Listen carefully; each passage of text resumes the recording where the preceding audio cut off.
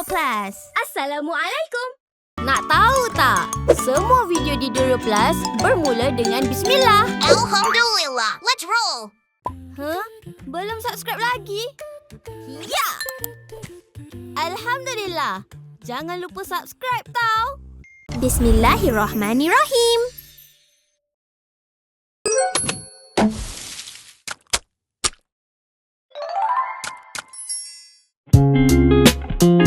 Assalamualaikum. Selamat datang ke channel Surprise Slimy. Adik-adik suka makan buah tembikai tak? Tema kita pada hari ini adalah buah tembikai. Sebelum mula kita baca Bismillahirrahmanirrahim. Apa yang kita ada hari ini? Sebelah sini adalah slime yang berwarna merah. Yang ini pula adalah tanah liat ataupun kita panggil dry clay. Seperti waffle. Adik-adik suka makan waffle tak? Kita ada warna merah dan juga warna hijau yang menggambarkan seperti buah tembikai. Baiklah, mari kita mulakan aktiviti kita pada hari ini. Di akhir episod, kita akan tengok hasil selepas kita campurkan slime bersama dengan tanah liat. Slime kita berwarna merah kerana bertemakan watermelon waffle. Jom kita tengok tekstur slime kita pada kali ini.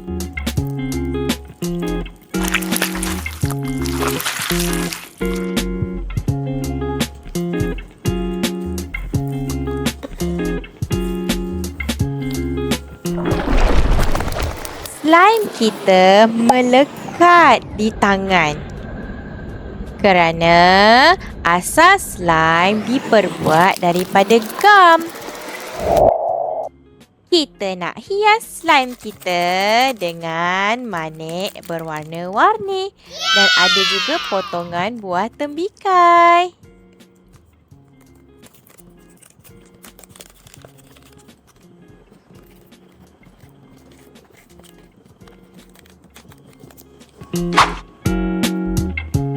Cantiknya hiasan slime kita berwarna-warni dan ada juga bentuk potongan buah tembikai.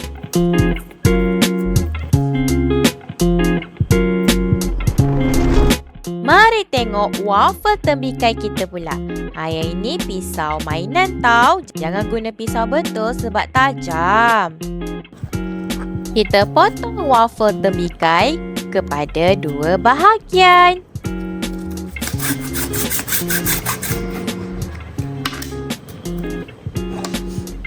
Inilah hasilnya. Sekarang kita campurkan kedua-dua warna.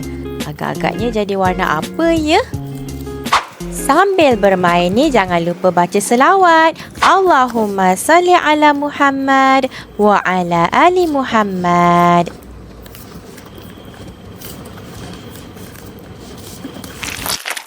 Tekstur slime dan juga dry clay adalah berbeza. Slime kita pada kali ini bersifat melekit. Ia sedikit basah jadi melekat di tangan. Dry clay pula adalah tanah liat yang mengering di udara. Ianya bersifat lembut dan mudah dikepal serta boleh dibentuk menjadi pelbagai bentuk dan tidak melekat di tangan. Sekarang jom kita lihat apa hasil selepas kita campurkan slime dengan dry clay.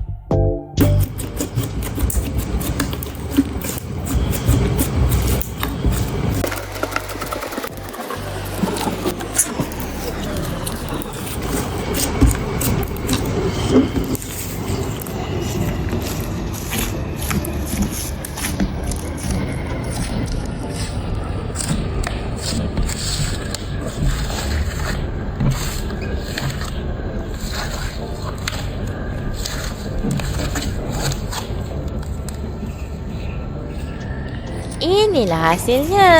Kita boleh tarik dan juga tidak melekat di tangan lagi dah. Ini fakta menarik tau. Apabila slime digabungkan dengan air dry clay, ia menghasilkan sejenis bahan baru yang dikenali sebagai butter slime. Butter slime adalah versi slime yang lebih lembut, lentur dan menyeronokkan untuk dimainkan. Cuba lihat ni slime yang asal. Ianya melekit, lembik. Manakala butter slime pula kelihatan lebih kental dan tidak melekit. Alhamdulillah, selesai aktiviti kita pada hari ini. Kita campurkan slime dan juga air dry clay. Maka terhasillah butter slime. Adik-adik belajar sesuatu tak pada episod kali ini? Terima kasih kerana sudi tonton Surprise Slimy pada episod kali ini. Jumpa lagi adik-adik pada episod yang akan datang. Bye!